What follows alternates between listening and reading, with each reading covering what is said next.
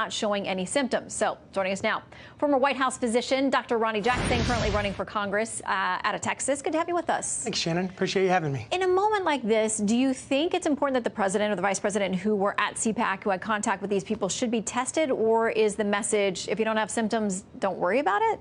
No, absolutely. I mean, I wouldn't test the president if I were still, performing as his personal physician. He doesn't have any clinical indication to be tested. So I would tell the president would treat him just like any other patient. If he has symptoms, we'll evaluate his symptoms, and if his symptoms warrant, we'll test him for it.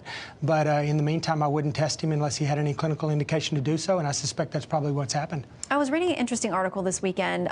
There's a lawyer in New York who was infected and is in critical condition, last I heard, although they expect him and they are hopeful that he'll fully recover. But his family and a neighbor and others around him, there was concern. So his family was tested. And what I understand is that they were positive, his wife and 2 children. But she said one of them might have had a cough. They wouldn't have even known that they were sick. Is it possible that people have coronavirus and they don't know? Oh, absolutely. It's not possible, but it's actually happening. I mean, there are people out there that have it and don't know it. And that just speaks to the fact that this is not near as big a deal as it's being spun to be right now. I think that it's being overblown quite a bit. And I think that, there are a lot of people out there that will get it, will never know they had it because they won't get any symptoms at all. There'll be people that get it, that get symptoms of a minor cold or, a little bit of a flu-like syndrome.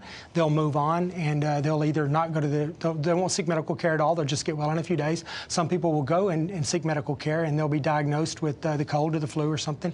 And if their symptoms don't warrant it, they won't be referred for a test. And these people will go on to recover, and most people will be just fine. But what about situations like Italy, when you say it's overblown and people shouldn't be? There's some fear mongering and people shouldn't be so worried. You look at Italy and you see the exponential increase in cases and deaths there. They've basically shut down the entire country to travel. And people say, listen, we're a few weeks out from everything that's happening overseas. Could that happen here in the U.S.? And what if it does? Well, it could, and we're prepared for that. The president and the administration have been preparing for this. There's a pandemic planning team that's been on board since the early days of the president's, term in office.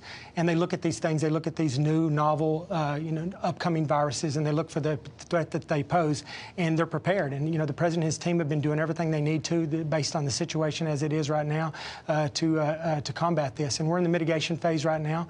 And I think that, you look at what's happening in China right now, too. The numbers in China they've dropped off precipitously. Do you believe them? Well, I think so. I mean, they've been honest for the most part. Early on, they looked like they were being pretty straightforward, more so than they have been in the past.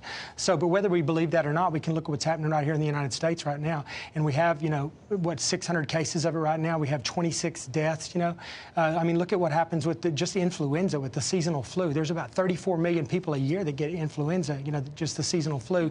And there's about 350,000 people that are hospitalized because of the flu. And every year, the flu kills 30 to 60,000 people a year. And, that's just, we accept that as the normal, and it is the normal. And that's how these viral illnesses work. And so I think that we're blowing this one out of proportion.